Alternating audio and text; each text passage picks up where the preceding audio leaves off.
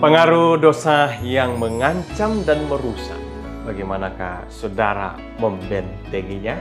Hope for Today terambil dari Amsal 2 ayat 7-8.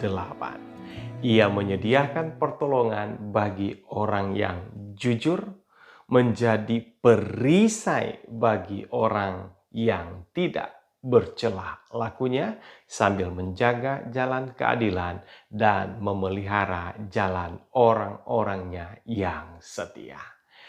Tuhan dinyatakan dalam Amsal pada ayat ini sebagai Tuhan yang menyediakan pertolongan, Tuhan yang menjadi perisai, Tuhan yang menjaga jalan keadilan, Tuhan yang memelihara jalan umat-Nya. Dan ini ditujukan bagi orang yang jujur, yang tidak bercela, dan yang setia. Ya, perisai adalah salah satu peralatan tempur yang digunakan untuk melindungi prajurit di dalam peperangan. Tuhan pun sebagai perisai yang akan melindungi, menjaga, membentengi, memelihara kita. Baik serangan musuh, teristimewa dosa di dalam konteks pasal ini. Mengenai Tuhan adalah perisai dalam kitab Amsal hanya 2 kali muncul. Dan memang hanya beberapa kali pemunculannya dalam keseluruhan Alkitab. Dan mengenai pengakuan akan dia sebagai perisai seperti yang pertama kepada Abraham di dalam Kejadian 15 ayat 1. Kemudian datanglah firman Tuhan kepada Abram dalam suatu penglihatan. Janganlah takut, Abram, akulah perisaimu. Upamu akan sangat besar. Kemudian yang kedua kepada Israel, Ulangan 33 ayat 29.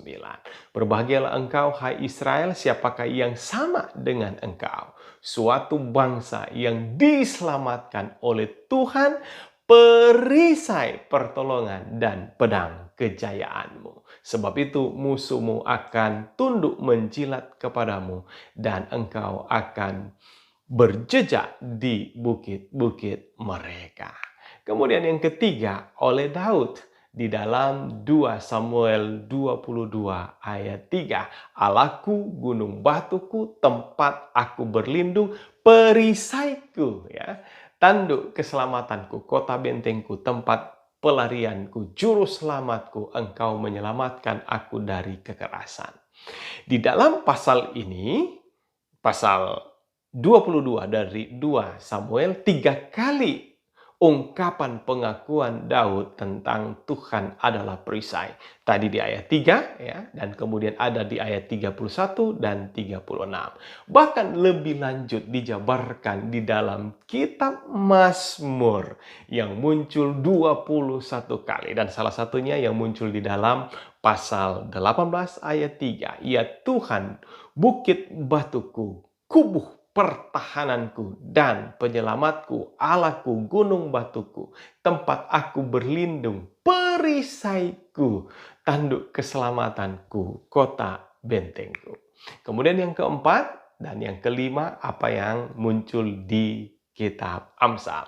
Yang keempat oleh Salomo di dalam Amsal 2 ayat 7, ayat kita hari ini. Ia menyediakan pertolongan bagi orang yang jujur sebagai perisai bagi orang yang tidak bercela lakunya. Kemudian yang kelima, oleh Agur bin Yake. Di dalam Amsal 30 ayat 5, semua firman Allah adalah murni, ia adalah perisai bagi orang-orang yang berlindung padanya. Demikianlah mereka mengakui Tuhan sebagai perisai.